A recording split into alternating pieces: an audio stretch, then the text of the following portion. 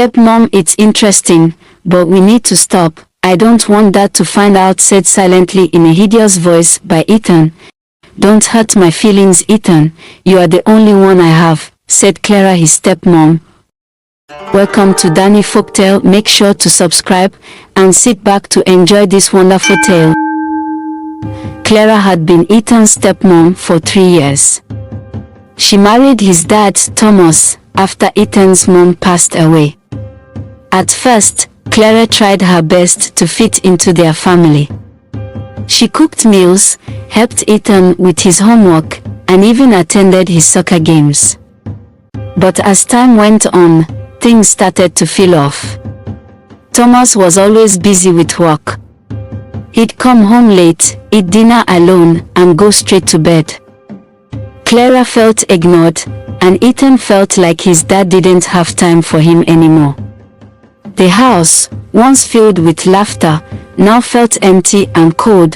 One night, after another quiet dinner, Clara sat down next to Ethan on the couch. "Your dad won't even talk to me," she said, her voice shaky. "I feel so alone." Ethan didn't know what to say.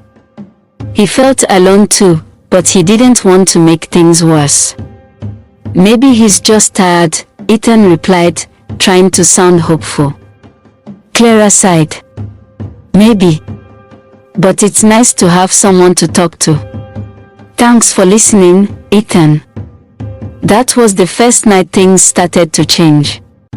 Clara began spending more time with Ethan, talking to him about her feelings, and Ethan, who missed having someone care about him, listened.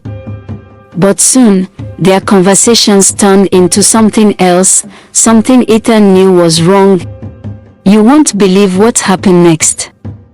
Stay tuned to see what happens next. Ethan started to feel uneasy. He knew Clara was his stepmom, but she was also the only person who seemed to care about him. He didn't want to lose that connection, even if it felt strange. One evening, Clara came into Ethan's room while he was doing homework. She sat on the edge of his bed and started talking about how lonely she felt. Ethan listened, but he couldn't shake the feeling that something wasn't right. As the days went on, Clara's visits became more frequent. She would sit closer to Ethan, her hand brushing against his arm or shoulder. Ethan didn't know how to react. Part of him liked the attention, but another part of him felt guilty. The tension in the house grew thicker. Thomas was still oblivious, buried in his work, while Clara and Ethan danced around a secret neither of them could fully understand. One night, after his dad had gone to bed, Clara quietly opened Ethan's door and stepped inside. Ethan was sitting on his bed, reading a book, when he saw her. "Clara, what are you doing here?" he asked, his voice low. "I couldn't sleep," she said, sitting down next to him. "I just needed to be close to someone." Ethan felt his stomach twist. He knew this wasn't right, but he didn't know how to stop it. Clara reached out and touched his hand, and before he could say anything, she leaned in closer. That night, something happened between them, something Ethan knew they could never take back. The next morning, Ethan woke up feeling sick to his stomach. He couldn't look Clara in the eye, and she seemed just as uneasy. But neither of them said a word. They both knew what they had done was wrong, but neither of them knew how to fix it. Ethan tried to push the memory out of his mind. He went to school like nothing had happened, but he couldn't focus. His thoughts kept drifting back to that night, and the guilt weighed heavily on him. Clara, on the other hand, seemed to be acting normal. She made breakfast, cleaned the house, and even smiled at Thomas when he came downstairs. But Ethan could see the tension in her eyes. She was just as conflicted as he was. Days turned into weeks, and the secret between Clara and Ethan grew heavier.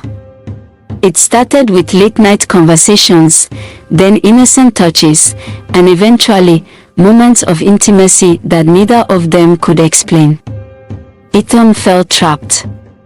He knew it was wrong, but Clara made him feel seen in a way no one else did. Clara, too, was torn.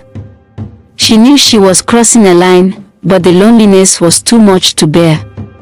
Thomas was never around, and Ethan was the only one who made her feel like she mattered. She told herself it was just a phase, something that would pass, but deep down, she knew it was more than that. One night, as they sat together in the living room, Clara whispered, "We have to be careful." Ethan. No one can know. Ethan nodded, but he couldn't shake the guilt. He started avoiding his friends, skipping soccer practice, and spending more time alone. His grades began to slip, and his dad started to notice. Ethan's guilt grew with each passing day. He couldn't look his dad in the eye, and he avoided Clara as much as he could. But Clara always found a way to pull him back in. She would come to his room at night, her voice soft and pleading, and Ethan couldn't bring himself to say no. The secret weighed heavily on Ethan's shoulders. He started having nightmares, waking up in a cold sweat, his heart racing. He tried to distance himself from Clara, but she always found a way to pull him back in. One night, after another argument with Thomas, Clara came to Ethan's room. "Ethan, I need you," she said, her voice desperate. "You're the only one who understands me." Ethan shook his head. "Clara, this isn't right. We can't keep doing this." But Clara wouldn't listen. She reached out to him, and for a moment, Ethan hesitated. Then, he pulled away. "No," he said firmly. "This has to stop." Clara's eyes filled with tears. "Ethan, please. Don't leave me alone." Ethan felt his resolve waver, but he knew he had to be strong. "We can't do this anymore, Clara. It's wrong." Clara nodded, but the damage was already done. The secret they had been carrying was too heavy, and it was only a matter of time before it all came crashing down. One night, Thomas came home early. He had been feeling guilty about working so much and wanted to surprise Clara and Ethan with dinner. But when he walked into the house, he found them together in the living room, sitting closer than they should have been. Thomas froze. What's going on here?" he asked, his voice trembling. Clara jumped up, her face pale. "Thomas, it's not what it looks like." But it was too late. Thomas had seen enough. He looked at Ethan, who was sitting on the couch, staring at the floor. "Ethan, is this true?" he asked, his voice breaking. Ethan couldn't speak. He just nodded, tears streaming down his face. Thomas felt like his world was falling apart. He sent Ethan to stay with his aunt the next day and told Clara to leave. The divorce papers were filed soon after, and Clara moved away, leaving Ethan and his dad to pick up the pieces. It took time, but Ethan and his dad started talking again. They went to therapy together, and slowly, things got better. Ethan learned that what happened wasn't his fault, and his dad promised to be there for him no matter what. In the end, communication is key in marriage. Communicate with your spouse. Do you think it was Ethan's fault? If it was you, what would you have done? Tell me in the comment section. Please subscribe.